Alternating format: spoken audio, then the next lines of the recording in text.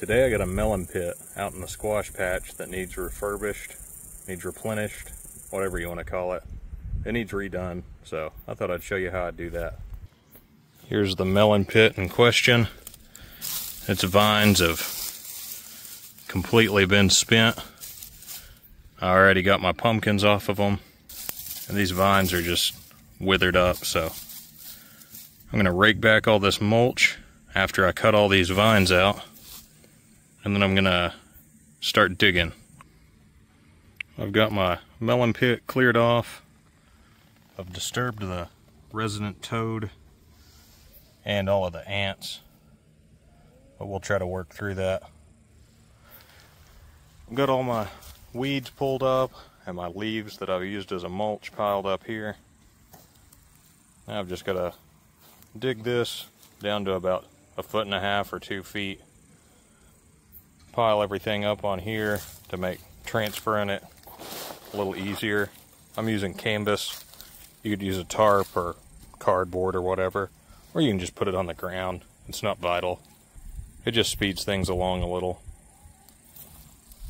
Then once I get the hole dug, I'll put some of these corn cobs and chicken manure from the chicken run in there. If you're squeamish, you might not want to watch this part, but I've got a cooler full of fish scraps from fishing yesterday.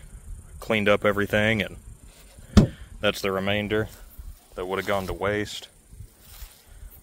We'll bury that after we put our leaves and weeds down in there, and then we'll fill it back in. These melon pits add a whole lot of fertility in one spot without having to break the bank. You can pretty much just put kitchen scraps or old fish, whatever you want in there. You could toss in roadkill if you want. Your plants aren't going to take up any of the nastiness, and it's not going to be splashing around from 2 feet underground whenever you water. So I wouldn't plant salad or anything on it, but pumpkins, that's going to be fine. I've dug this hole as deep as I'm going to get it. I'm at about 21.5, 22 inches. I try to go deeper than that, but I'm already at sandstone, as you can probably hear. We've got really shallow soil here. 2 feet's about as deep as I've been able to dig without hitting sandstone, so that's the depth we're going to today. Just shy of what I'd like. It'll work though. That's what I was working with last year, and it produced, so it'll be fine. I like to put my leaves in first, so I'll kick those in. I put nearly this many leaves in there last year, and it's all broken down to just a handful of leaves. That's all that I found when I dug that out, so I'm going to put the same amount this year. That'll give a lot of organic matter, hold on to water, hopefully nutrients. I'm going to put all of this grass in there. And I'll actually mix this up just a hair. Now I'm going to put some of this manure and old dry corn cobs.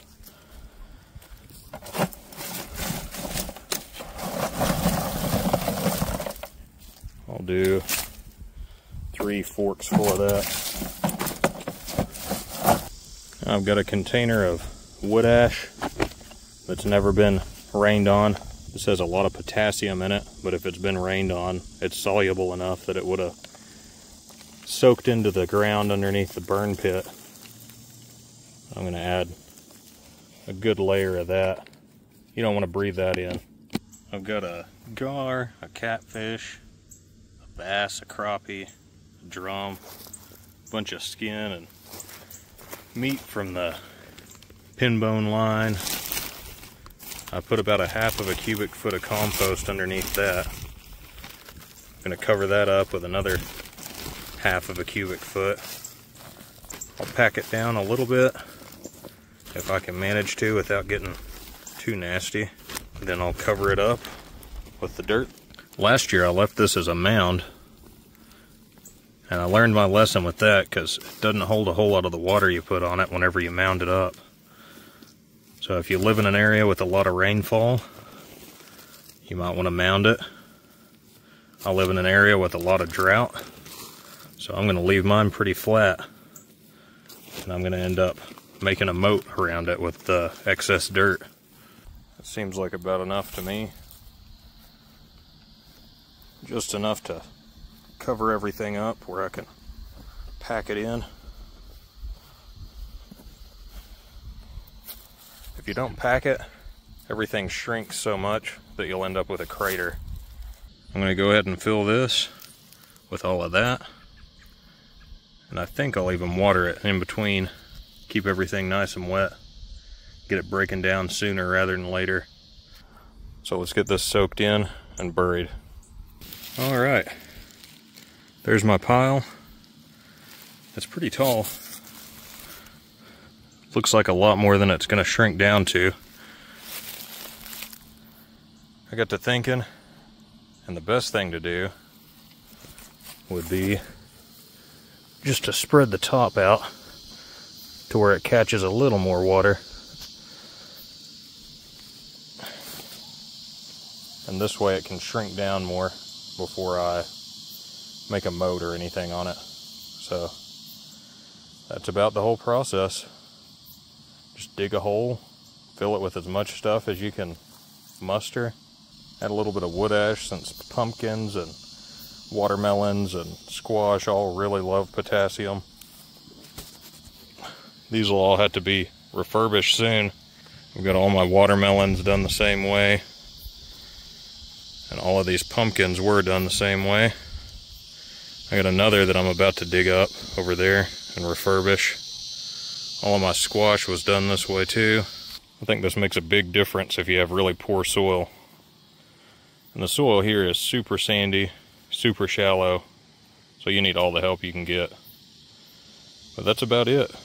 That's the melon pits. If you've got soil as poor as mine and as shallow as mine, I highly recommend doing these melon pits. I hope you enjoyed. I know I enjoyed, even though that was a lot of work, but I'll see you in the next one.